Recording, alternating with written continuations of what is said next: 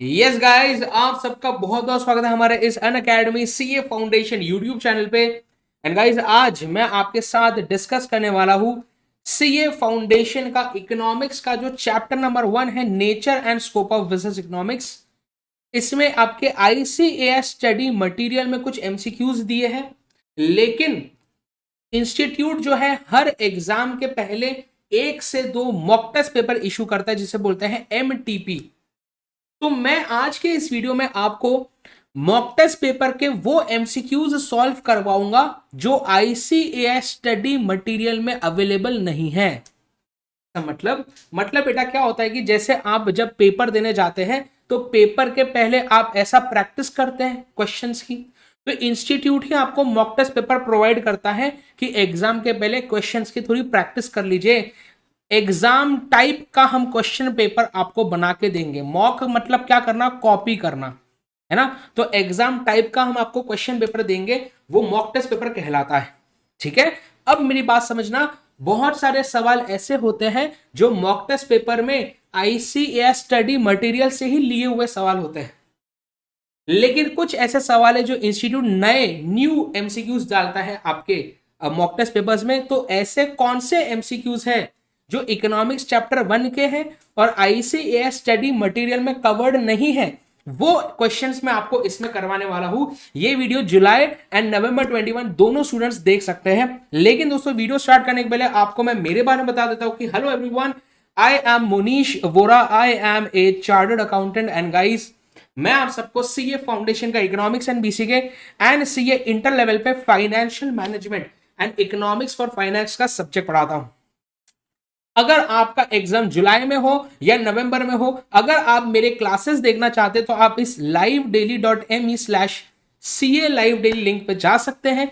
इस लिंक पे आपको बेटा MV सर वाला टैब चेक करना है, CA foundation economics and BCK by MV sir, ऐसा आपको टैब दिखेगा। उसके अंदर आपको मेरे सारे वीडियो की लिंक्स मिल जाएगी। तो चाहे आप जुलाई में एग्जाम दे रहे हैं या नवंबर में दे रहे हैं, एक जगह पे आपको मेरे सारे वीडियोस मिल जाएंगे। ठीक है, आगे बढ़ते हैं। आपको हमारा टेलीग्राम चैनल ज्वाइन करना भी बहुत ज्यादा इंपॉर्टेंट है, क्योंकि हमारे डेली जो वीडियोस आते रहते हैं यूट्यूब पे लाइव, उन सबकी लिंक्स हम इस चैनल पे शेयर करते हैं। इसकी लिंक डिस्क्रिप्शन बॉक्स में आपके साथ शेयर कर दी गई है। अब आप दोस्तों जब अनअकैडमी से जुड़ जाते हैं तो आपको 3 जगह से क्लासेस देखने को मिलती है। एक होता है हमारे यूट्यूब चैनल जिसका नाम है बेटा Unacademy CA foundation channel, and हमारा एक अनअकैडमी का ऐप है, अनअकैडमी लर्निंग ऐप, जो आप गूगल प्ले स्टोर या ऐप स्टोर से इंस्टॉल कर सकते हैं। यहाँ पे 2 तरह के क्लासेस आपको देखने को मिलते हैं। एक होता है बेटा स्पेशल क्लासेस, जो कि फ्री क्लासेस होती है। हर एक बच्चा फ्री में देख सकता है आपकी हमारी स्पेशल क्लासेस। डेली बहुत सारे एजुकेटर्स हमारे अनअकैडमी ऐप पे फ्री क्लासेस लेते हैं। लेकिन अगर आप दोस्तों स्ट्रक्चर्ड में पढ़ना चाहते हैं, आप चाहते हैं कि सर आप आपके नोट्स भी हमारे साथ शेयर करो ना, सर हमको एक पूरा प्लानिंग बना के दो, एक पूरी बैच तैयार करके दो, तो फिर आपको अनअकैडमी का प्लस सब्सक्रिप्शन लेना चाहिए। अब अनअकैडमी जो है आपको 2 तरह के सब्सक्रिप्शन देती है बेटा। एक होता है प्लस सब्सक्रिप्शन, एक होता है आइकॉनिक सब्सक्रिप्शन। प्लस और आइकॉनिक में आपको सेम लाइव क्लासेस देखने को मिलती है, सेम क्लासेस आपको देखने को मिलती है। अनअकैडमी प्लस में आपकी वीकली टेस्ट होती है, स्ट्रक्चर्ड कोर्सेस आपको मिलेंगे, पूरा बैच बना के देते हैं। आपको पहले से शेड्यूल दिया जाता है कि देखो इस दिन पे ये एजुकेटर आएगा एंड ये सब्जेक्ट पढ़ाएगा, ऐसा। एंड जितनी बार वीडियोस देखना है उतनी बार देख सकते हैं, राइट। लेकिन बेटा आइकॉनिक में ये प्लस के तो सारे बेनिफिट्स है ही है, कुछ एडिशनल बेनिफिट्स मिलते हैं आपको आइकॉनिक में। जैसे कि आपको प्लस में ना सिर्फ पीडीएफ नोट्स दिए जाते हैं हमारे एजुकेटर्स के। लेकिन अगर आपको बेटा प्रिंटेड बुक्स चाहिए तो आपको फिर क्या करना चाहिए, आपको जो है बेटा आइकॉनिक सब्सक्रिप्शन लेना चाहिए। अगर आप चाहते हैं कि सर हमें पर्सनल गाइडेंस चाहिए, हमें कोई ऐसा पर्सनल कोच चाहिए जो हमें पढ़ाई करने में हेल्प करता है, स्ट्रैटेजी बनाने में हेल्प करे, जो खुद एक चार्टर्ड अकाउंटेंट हो, तो आपको आइकॉनिक सब्सक्रिप्शन लेना चाहिए। मतलब आइकॉनिक में प्लस के सारे बेनिफिट्स हैं, एडिशनल बेनिफिट्स हैं। टेस्ट एनालिसिस करके मिलेंगी, एक्सपर्ट का गाइडलाइन मिलेगा, स्टडी प्लानर आपको अलग से मिलेगा आइकॉनिक में। सर अगर हम अनअकैडमी को अभी ज्वाइन करते हैं तो हम कौन सा बैच ज्वाइन करें? तो अनअकैडमी में ढेरों बैचेस चलते हैं, लेकिन जो सबसे बेस्ट बैच सीए फाउंडेशन का है बेटा वो है लक्ष्य नवंबर 2021 बैच। अनअकैडमी की जो सबसे बेस्ट टीम बाहुबली टीम है सी फाउंडेशन की, वो लेकर आया बेटा आपके लिए लक्ष्य नवंबर 2021 बैच। ये बैच स्टार्ट हो चुका है, अभी भी समय है, आप इस बैच को ज्वाइन कर सकते हैं। ये इस बैच के हाइलाइट्स है। ये बैच आपका बेटा 30 सितंबर तक एंड हो जाने वाला है, ठीक है।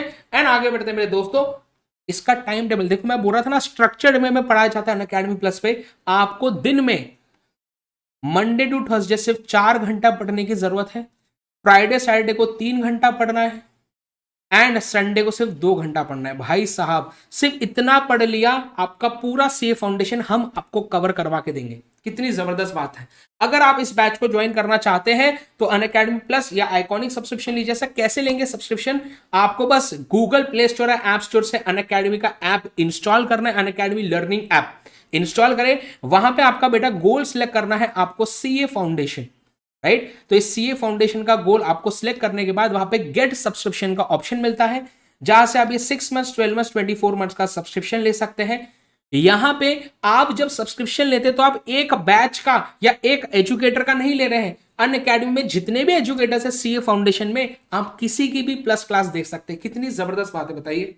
एक सब्सक्रिप्शन आपको सारे एजुकेटर्स का एक्सेस मिल जाता है, राइट। तो यहां पे अभी मैं प्लस की बातें कर रहा हूं। अगर आपको बेटा इसमें मैं आपको एक बात बताता हूं, अगर आप ये 12 मंथ्स का सब्सक्रिप्शन लेंगे ना, तो अभी इसमें 2 महीने का आपको एक्सटेंशन मिलेगा। मतलब क्या है, एक्स्ट्रा का 2 महीने का वैलिडिटी अभी मिल रहा है। 12 महीने का सब्सक्रिप्शन लीजिए तो 14 मंथ्स तक जितने भी बैचेस है आप वो देख सकते हैं, 14 मंथ्स तक। समझ रहे हो बात को। एंड यहां पे अगर आपको बेटा डिस्काउंट चाहिए इन अमाउंट्स में, तो 10% डिस्काउंट के लिए एमबी सर कोड यहां पे अप्लाई करना है, तो आपको 10% का डिस्काउंट मिल जाता है। लेकिन सर हमें प्रिंटेड बुक्स पर्सनल कोच चाहिए, प्लस के तो बेनिफिट्स चाहिए कुछ हमें एडिशनल बेनिफिट्स चाहिए, तो फिर भैया आइकॉनिक ले लो। 6 महीना, 12 महीना, 24 महीना यहां पे भी ऑप्शन है। डिस्काउंट चाहिए तो फिर से एमबी सर कोड यूज करें। यहां पे भी 12 महीने का है, लोगे तो 2 महीने का एक्सटेंशन मिल रहा है। साथ ही साथ सर ऐसा कुछ हो सकता है कि हमें फाउंडेशन इंटर दोनों का सब्सक्रिप्शन मिल जाए। हाँ दोस्त, हाँ, सबसे बेस्ट सब्सक्रिप्शन हमारा कॉम्बो सब्सक्रिप्शन होता है। फाउंडेशन के बाद वैसे भी इंटर की क्लास तो करना ही है, तो भैया एक काम करो, फाउंडेशन और इंटर दोनों की एक साथ क्लास ले लो, तो ये ज्यादा किफायती पड़ता है। कम अमाउंट इसका आता है एवरेज में, समझ रहे हो। तो यहां पे बेटा देखो जल्दी से, आपका 12 मंथ्स या 24 मंथ्स का यहां पे भी ऑप्शन है। डिस्काउंट चाहिए इसमें भी तो एमबी सर कोड यूज कर सकते हैं। अब मेरी बात समझना ध्यान से, ये आपको ऐप में अलग से नहीं दिखता है, आपको ब्राउजर पे इस लिंक पे जाना पड़ेगा, bit.ly/combo-mbsir। इस लिंक पे अगर आप जाएंगे तो वहां पे आपको ऐसा पेज दिखता है। देन इस पिकअप प्लान में जाइए, जो प्लान अच्छा लगे सिलेक्ट कीजिए and MB sir code apply कर दीजिए, तो डिस्काउंट मिल जाएगा 10% का। मैंने जो अभी बात की बेटा ये प्लस का कॉम्बो था, वैसे ही आपको आइकॉनिक का भी कॉम्बो मिल सकता है। इसकी लिंक डिस्क्रिप्शन बॉक्स में आपको मिल जाएंगी। एंड यहां पे भी 12 मंथ्स 24 मंथ्स का ऑप्शन है। डिस्काउंट है तो एमबी सर कोड को यूज करें। एंड बेटा फाइनली कुछ बच्चों को एक्स्ट्रा डिस्काउंट चाहिए रहता है। सर एक्स्ट्रा डिस्काउंट चाहिए, क्या करें? तो हमारा अनअकैडमी का कॉम्बैट टेस्ट सीरीज करके होता है। हर संडे को 1 घंटे का टेस्ट होता है। हर संडे को 1 घंटे का टेस्ट होता है। फ्री में आप इस टेस्ट में एनरोल कर सकते हैं, एमबी सर कोड बस लगा देना आप। एंड यहां पे जो भी स्टूडेंट्स का रैंक टॉप 200 में आता है, उन्हें अनअकैडमी एक्स्ट्रा डिस्काउंट देता है। तो अगर आपको एक्स्ट्रा डिस्काउंट चाहिए सब्सक्रिप्शन पे, तो इस टेस्ट को आप ज्वाइन कर सकते हैं। हर संडे को 12 बजे ये होता है टेस्ट, ठीक है, अनअकैडमी कॉम्बैट। एंड फाइनली आप मुझे फॉलो कर सकते हैं अनअकैडमी ऐप पे। मुझे फॉलो करने की लिंक भी डिस्क्रिप्शन बॉक्स में दी गई है। तो आइए दोस्तों, अब मैं आगे बढ़ता हूं जल्दी से। हम बात करते हैं वो सारे एमसीक्यूज की जो आपके इकोनॉमिक्स चैप्टर 1 के हैं, आईसीएएस स्टडी मटेरियल में नहीं है, लेकिन मॉक टेस्ट पेपर में दिए हैं। आइए सबसे पहले एमसीक्यू आपके साथ मैं डिस्कस करने वाला हूं, और वो है दोस्तों ये, the economic analysis expects the consumer to behave in a manner which is option A rational, option B irrational, option C emotional, या ऑप्शन डी इनडिफरेंट। ये सवाल बेटा मॉक टेस्ट पेपर अक्टूबर 2020 के एडिशन में आया हुआ है। आपके बुक में अलग से ये सवाल नहीं दिया है। इस सवाल का जवाब है बेटा, इस सवाल का जवाब क्या बताइए जल्दी से। इस सवाल का जवाब है बेटा रैशनल। हम जनरली सोचते हैं कि हमारा कंज्यूमर्स क्या है, रैशनल कंज्यूमर्स है, जो सोच समझ के डिसीजंस लेते हैं, जिन्हें मार्केट के बारे में, हमारी इकोनॉमी के बारे में सारा नॉलेज होता है, उसे बोलते हैं रैशनल कंज्यूमर। ठीक है, एकदम चिल्टू सवाल था। अगले सवाल की तरफ बढ़ते हैं। नेक्स्ट सवाल देखेंगे जल्दी से। Who expressed the view economics is neutral between ends? ये आपके मॉक टेस्ट पेपर में 2 बार पूछा गया है, अक्टूबर 2020 एंड अगस्त 2018 के मॉक टेस्ट पेपर में आया हुआ है। तो ऑप्शंस है रॉबिन्स, मार्शल, पिगौ या एडम स्मिथ। ठीक है, अब एक बात बताता हूं आपको, आपके सिलेबस में इकोनॉमिक्स का डेफिनेशन जो है ना, 4 लोगों ने इसका डेफिनेशन अलग अलग दिया था। वैसे तो और भी लोग थे, लेकिन प्रोमिनेंट 4 लोग थे। तो उसमें जो है उनका अलग से कुछ आपके बुक में लिखा नहीं है। ये जो 4 लोगों की बातें मैं कर रहा हूं उसके बारे में सीपीटी के सिलेबस में लिखा हुआ था, पर सीए फाउंडेशन के सिलेबस में इनके बारे में कुछ भी नहीं लिखा है। पर फिर भी इंस्टीट्यूट क्या करता है, वो वाली चीज सीए फाउंडेशन के एग्जाम में पूछता है। तो यही जो है ना खतरनाक बात है। ठीक है, तो अब सर क्या करें? अब कुछ नहीं करना है, आपको बस याद रखना है कि बेटा देखो, इकोनॉमिक्स की 4 डेफिनेशन दी है। एक है आपका स्केर्सिटी डेफिनेशन। स्केर्सिटी डेफिनेशन आपकी स्केर्सिटी डेफिनेशन किसने दी थी? लियोनेल रॉबिन्स ने दी थी। किसने दी थी? Lionel Robins. ठीक है, या इनको रॉबिन्सन भी बोलते थे, रॉबिन्सन। ठीक है, नंबर 2 आपका welfare definition. Welfare definition of economics किसने दिया था? एल्फ्रेड मार्शल ने दिया था वेलफेयर का डेफिनेशन। नंबर 3 देखेंगे, आपका स्कैरसिटी हो गया, वेलफेयर हो गया, then wealth definition. Wealth definition किसने दिया था बताएंगे जल्दी से? वेल्थ डेफिनेशन ऑफ इकोनॉमिक्स किसने दिया था? एडम स्मिथ ने दिया था। एंड एक चीज मैं आपको होमवर्क दे रहा हूं, मुझे इस वीडियो के कमेंट सेक्शन में बताना कि ग्रोथ डेफिनेशन ऑफ इकोनॉमिक्स किसने दिया था। ये आपको बेटा इस वीडियो के कमेंट सेक्शन में मुझे बताना है। ठीक है, कमेंट सेक्शन में मुझे बताना है इस वीडियो के कि ग्रोथ डेफिनेशन ऑफ इकोनॉमिक्स किसने दिया था। ठीक है, तो बस आपको इन 4 के नाम बस याद रखने हैं और अलग से कुछ याद नहीं रखने सीपीटी का। ठीक है, इधर आइए जल्दी से। तो यहां पे बोला है economics is neutral between ends. ये स्कैरसिटी डेफिनेशन से रिलेटेड एक्चुअली बात, ये रॉबिन्स ने बोला था। रॉबिन्स मतलब कौन? लियोनेल रॉबिन्स या रॉबिन्सन। ठीक है, चलिए आगे बढ़ते हैं। नेक्स्ट अगला सवाल देखेंगे जल्दी से। अगला सवाल है बेटा choice. Choice is created by, mock test paper में 2020 का सवाल है, आईसीएस स्टडी मटेरियल में नहीं है। Choice is created bye, choice create क्यों होती है? सोच के देखो, हमारे वांट्स हमेशा अनलिमिटेड होते हैं, अनलिमिटेड वांट्स होते हैं, लेकिन इनको पूरा करने के लिए जो रिसोर्सेज होते हैं, हमारे जो रिसोर्सेज या मीन्स होते हैं, वो हमारे रिलेटिवली लिमिटेड होते हैं। रिलेटिवली का मतलब क्या होता है? रिलेटिवली लिमिटेड मतलब क्या? वांट्स के कंपैरिजन में हमारे रिसोर्सेज लिमिटेड होते हैं। रिसोर्सेज मतलब क्या? ऐसी चीजें जिससे मैं मेरे वांट्स को सेटिस्फाई कर सकता हूं, उसे रिसोर्सेज बोलते हैं। ठीक है, तो अब बताइए भाई साहब, मेरे मेरे रिसोर्सेस क्या है? स्केर्स है। लिमिटेड मतलब क्या? मेरे रिसोर्सेस क्या है बेटा बताओ? मेरे रिसोर्सेस स्केर्स नेचर के, स्केर्स है, स्केर्सिटी है, उनकी कमी है। एंड चूंकि रिसोर्सेज लिमिटेड है, इसलिए मुझे इन वांट्स में से चॉइस करना पड़ता है, चूज करना पड़ता है कि भाई साहब पहले कौन सा वांट को पूरा करूं। तो चॉइस क्यों आती है बात? क्योंकि हमारे रिसोर्सेस स्केर्स होते हैं इसीलिए। ठीक है, तो आंसर है ऑप्शन बी। नेक्स्ट अगला सवाल, which of the following statements would you consider to be a normative one? इसमें से नॉर्मेटिव स्टेटमेंट कौन सा है? ऑप्शन ए देखेंगे, faster economic growth should result if an economy has higher level of investment. Option B, changing the level of interest rate is a better way of managing the economy than using taxation and government expenditure. Option C, high levels of unemployment will lead to high levels of inflation, या average level growth in economy was faster in 1990s than 1980s। बताएंगे normative statement. Chat box में इसका answer डालेंगे बेटा जल्दी से। आपको क्या लगता है, क्या लगता है आपको कि इसका आंसर क्या होना चाहिए? ठीक है, अब आपको एक बहुत ही जबरदस्त धांसू बात बताता हूं। आप इस क्वेश्चन का सवाल जिसको भी पूछेंगे ना, वो बोलेगा बताओ क्या? वो बोलेगा ऑप्शन ए।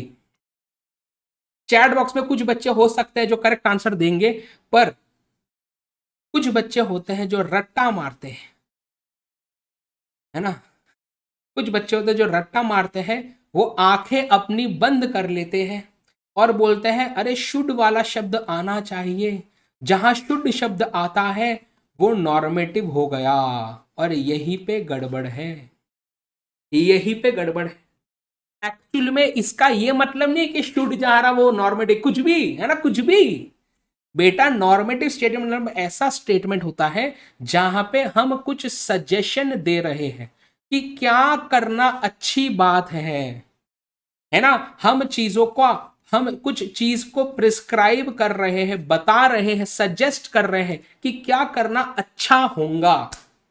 अब यहां पे आपका ऑप्शन नंबर ए को पढ़ो एक बार अच्छे से, क्या बोल रहा है, faster economic growth should result if economy has a higher level of investment.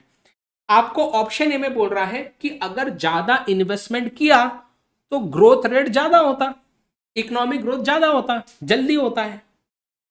ये बेटा एक पॉजिटिव स्टेटमेंट है, इसमें सजेशन नहीं दिया उसने कि तुम ज्यादा इन्वेस्टमेंट करना, ऐसा नहीं बोल रहा। वो बोल रहा है ज्यादा इन्वेस्टमेंट किया तो इकोनॉमिक ग्रोथ फास्ट होता। मतलब कि ये शुड शुड वाले जो रट्टा मारते हैं ना, उनसे बच के रहना। शुड शुड वाला रट्टा नहीं मारना है।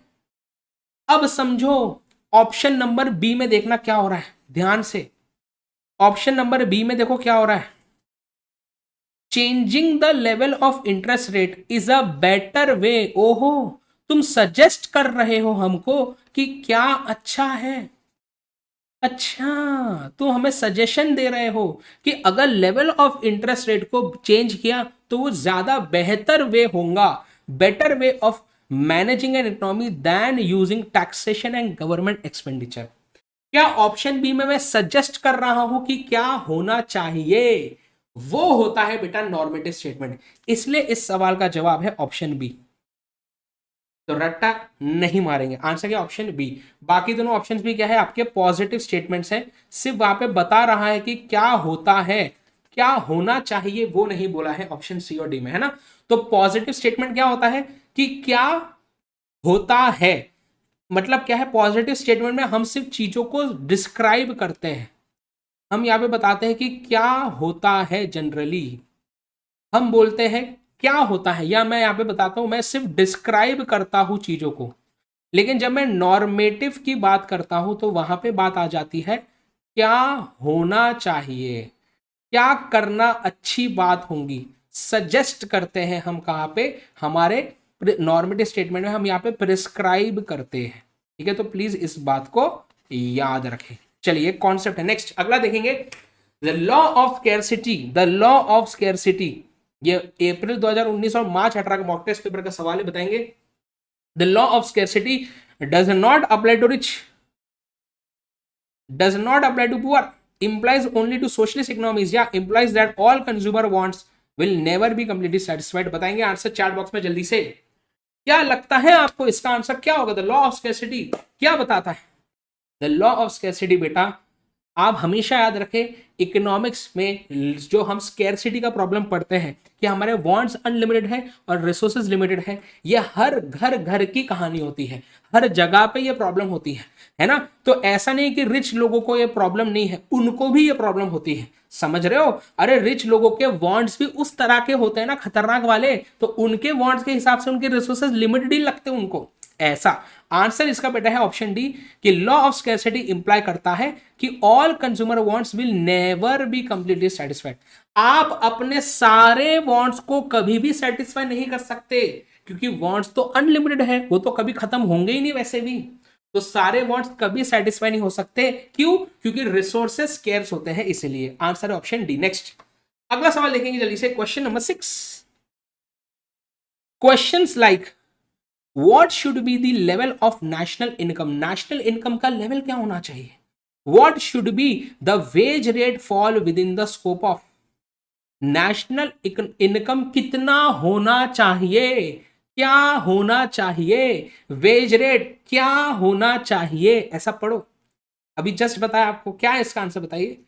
अप्रैल 2019 का सवाल है, नॉर्मेटिव साइंस, नॉर्मेटिव स्टेटमेंट है ये कि क्या होना चाहिए। Very very good. ठीक है, चल टू सवाल है, अगला देखेंगे जल्दी से। नेक्स्ट जो बच्चे चिल्टू शब्द नहीं जानते बेटा, चिल्टू का मतलब होता है इजी, है ना। चिल्टू का शब्द मतलब क्या होता है बताओ?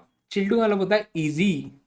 जिस सवाल को आप चिल में सॉल्व कर सकते हैं उसे चिल्टू बोलते हैं, ठीक है। चलिए ओके सर, ओके आगे बढ़ते हैं। विच of the following is correct, इसमें से कौन सा स्टेटमेंट करेक्ट है बताना है। करेक्ट है, as per normative science economics involves value judgements, okay. Robbins has made economics as a form of welfare economics. The law of demand is always true या none of the above. जल्दी से chat box में answer बताएंगे इसका, क्या लगता है?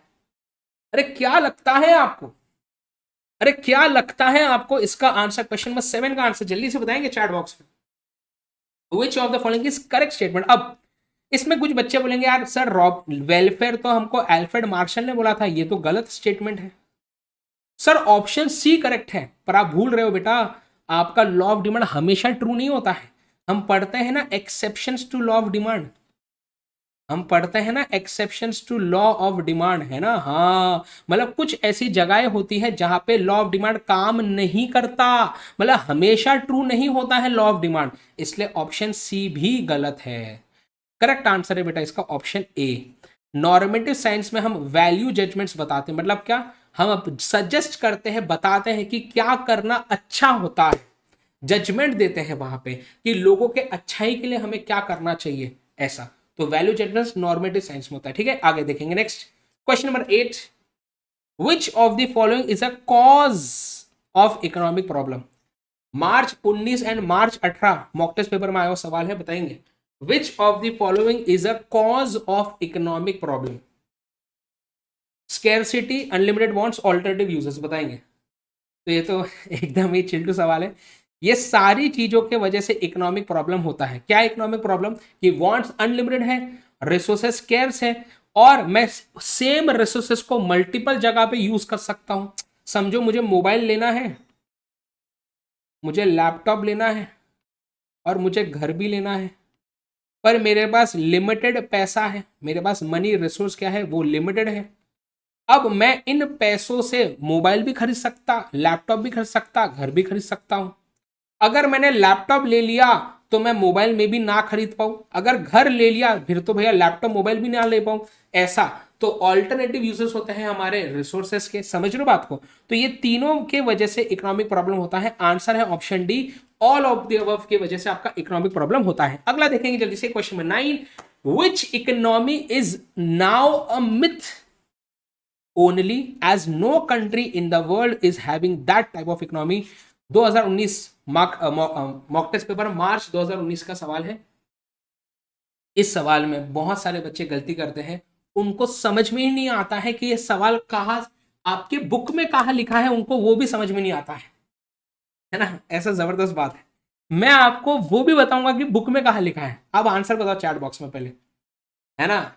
वो भी बताऊंगा आपको कि बुक में एग्जैक्टली कहां पे इसका ये ऐसे शब्द लिखे गए जो जिनका मीनिंग ये निकलता है एक्चुअल में, ठीक है। अब सुनना बात ध्यान से, इसका आंसर है ऑप्शन बी, सोशलिस्ट इकोनॉमी।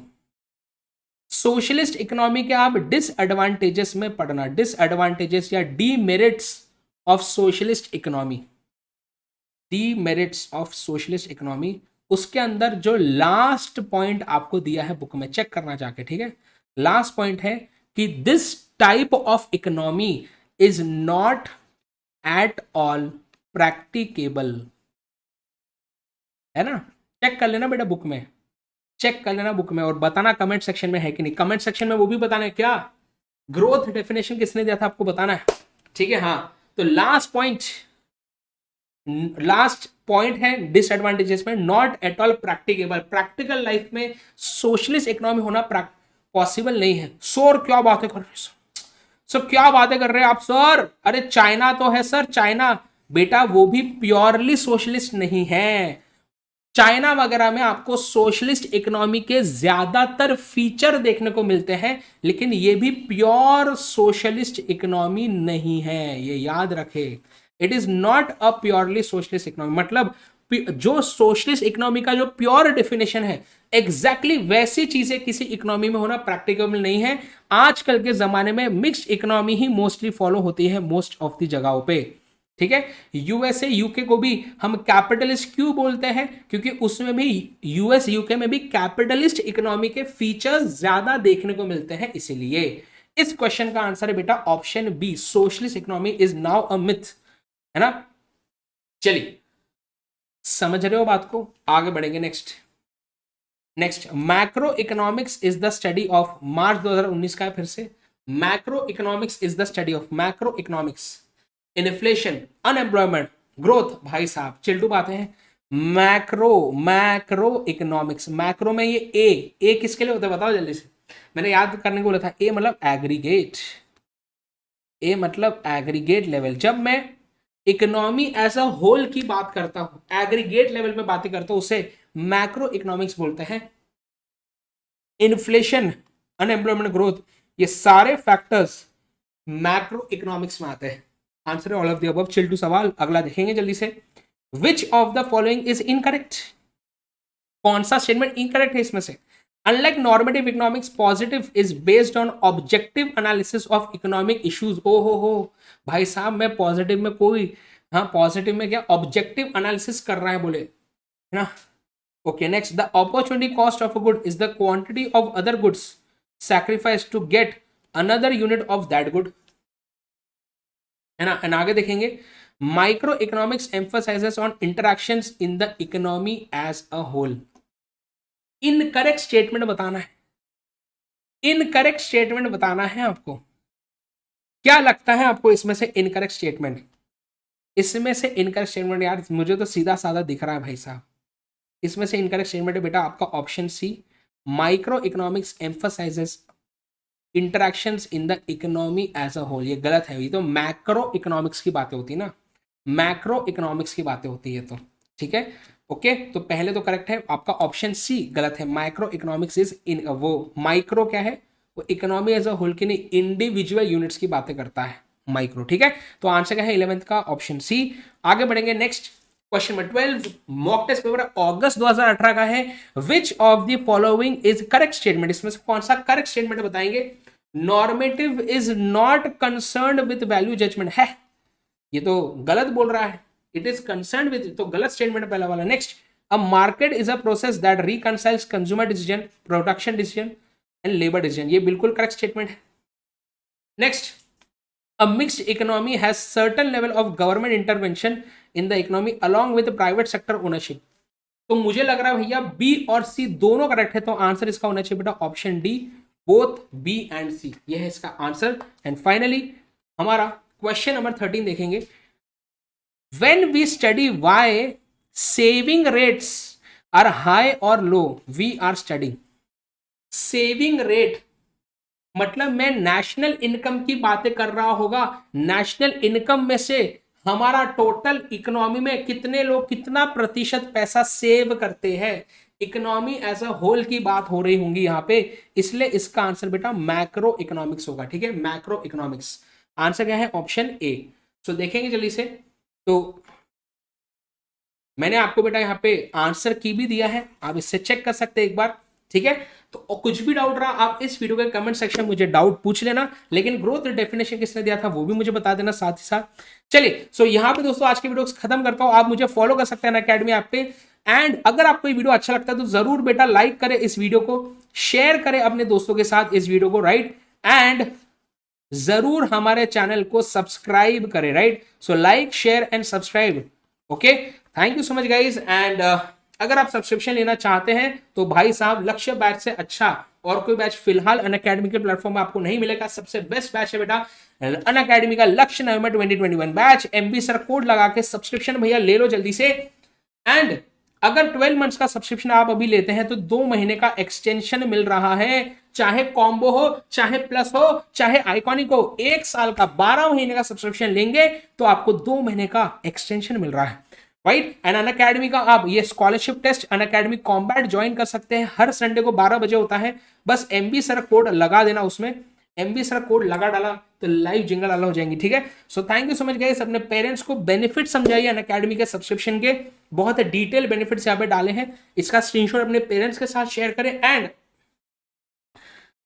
अगर आप सब्सक्रिप्शन लेंगे तो एमबी सर कोड को यूज करें। फाइनली दोस्तों, हर वीडियो के एंड में मैं ये चीज बोलता हूं कि अपना ख्याल रखें, अपने पेरेंट्स का ख्याल रखें, क्योंकि हम हमारे पेरेंट्स के बिना कुछ भी नहीं है। Thank you so much guys, मिलेंगे बेटा ऐसे ही नेक्स्ट वीडियो में, तब तक के लिए बाय बाय।